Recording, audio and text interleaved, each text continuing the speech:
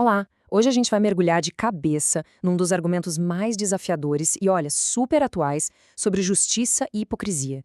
Ele vem direto do segundo capítulo da Carta aos Romanos. Pode ser um texto de 2000 anos, mas a questão que ele levanta, nossa, parece que foi escrita ontem. Vamos começar com uma provocação. Pensem comigo. E se existisse um julgamento final onde o passaporte, a religião, o status social, nada disso importasse? Onde a única coisa que contasse fosse o que está no coração de alguém e como isso se manifestou nas suas ações? Pois é, essa é a ideia central da nossa análise de hoje. Ok, vamos entrar nisso? O que o Paulo, o autor da carta, está propondo aqui é uma visão de justiça que era, e francamente ainda é, completamente radical. Este é o ponto crucial de tudo. O texto argumenta que a justiça divina não se importa com os rótulos que a gente usa. O que realmente pesa na balança é a verdade do nosso caráter. Essa justiça, segundo a carta, não se impressiona nem um pouco com as máscaras que usamos. Ela olha direto para a essência de quem a gente é quando ninguém está olhando. Então tá. Mas como essa justiça tão imparcial funciona na prática? Bom, o texto não deixa margem para dúvida, não. Ele estabelece um conjunto de princípios universais. E atenção, não são regras para um grupinho seleto, mas para toda a humanidade. Vamos analisar isso aqui ponto a ponto. Primeiro, a hipocrisia. Julgar os outros por algo que a gente mesmo faz é basicamente se autocondenar. Simples assim. Depois, a verdade. O julgamento divino vê a realidade, não a nossa performance religiosa. Terceiro, a bondade de Deus não é um passe livre, é um convite para mudar. Ignorar isso só piora a situação. O quarto ponto é chave. O que vale são as obras, o que se faz, e não o grupo ao qual se pertence. E por último, a justiça é proporcional. Quanto mais uma pessoa sabe, maior é a sua responsabilidade. E essa frase aqui, ela resume tudo de forma brilhante. É a declaração de que, no fim das contas, não existe favoritismo. O jogo é justo para todo mundo. Ninguém tem vantagem por causa de linhagem, nacionalidade ou religião. Com esses princípios bem estabelecidos, o autor agora vira o foco para um grupo específico que se considerava privilegiado: os judeus daquela época. É aqui que a teoria encontra a prática, e o argumento fica afiado como uma navalha.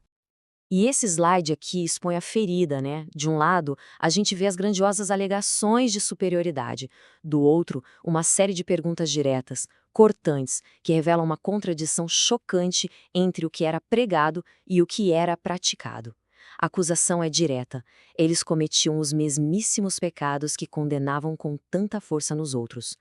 E essa pergunta retórica é o golpe de mestre. É um desafio direto à integridade deles e, por que não, a nossa também? Parem para pensar.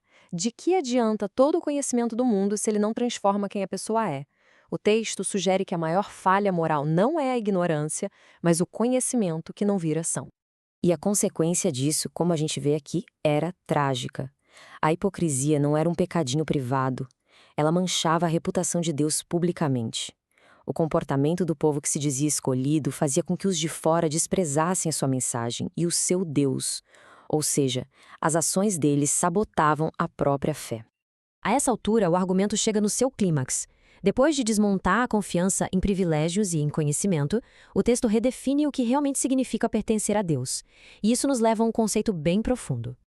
Para entender, para os judeus da época, a circuncisão era o sinal físico da sua aliança com Deus, uma fonte de muito orgulho e segurança. Mas o autor argumenta que o sinal não vale nada se a aliança for quebrada. É como ter uma aliança de casamento no dedo, mas ser infiel. O símbolo perde todo o sentido quando a realidade que ele representa é traída. E isso nos leva a uma distinção fundamental, que está perfeitamente ilustrada aqui. De um lado, a identidade externa. Sabe, aquela construída para a aprovação do público, baseada em rituais e aparências.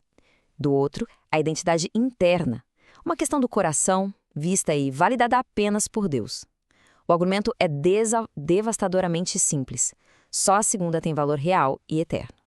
Então, o que seria essa tal circuncisão do coração? É uma metáfora poderosa para uma transformação real, interna. Não é sobre seguir regras por fora, mas sobre ter a própria natureza, os desejos, purificados pelo Espírito. Essa seria a verdadeira marca de quem pertence a Deus. Uma mudança que vem de dentro para fora. Já se passaram 2 milênios, mas a força desse argumento continua intacta. Na verdade, no nosso mundo, que é tão obcecado por identidades, por rótulos, por polarização, ele é mais relevante do que nunca. Vamos resumir as lições que ficam. Essas são as verdades que ecam até hoje. A justiça de verdade olha para o caráter, não para os rótulos que usamos. Se esconder atrás de um grupo ou de uma ideologia não isenta ninguém da responsabilidade pessoal. Saber o que é certo só aumenta o nosso dever de fazer o certo. Integridade é praticar o que se prega. E no final das contas, a fé autêntica é sobre quem a gente é por dentro, bem longe dos olhos do mundo. E a gente termina com essa pergunta que nos leva de volta ao começo. Se identidade, status e religião não são a medida final, o que é então? O texto de Romanos 2 sugere que a resposta está na verdade do nosso coração e na consistência das nossas ações. Uma ideia para se refletir. Obrigado pela companhia nesta análise.